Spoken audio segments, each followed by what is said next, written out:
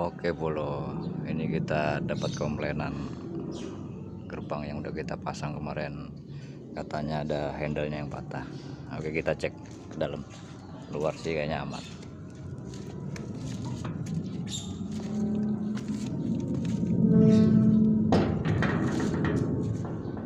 Oh, ini dia ternyata.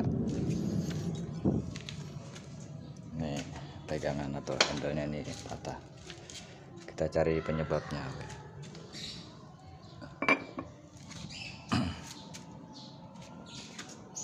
Saya rasa ini penyebabnya nih. Nah, ini karena pemasangan gerbang ini lebih dahulu dibanding keramik.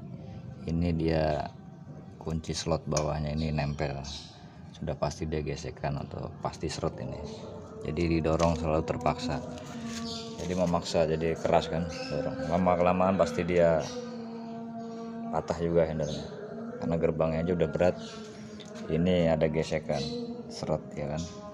Tapi ya ini tanggung jawab kita, tetap kita perbaiki, kita garansi, kita buat yang terbaik, kita perbaiki nanti. Oke, mantap.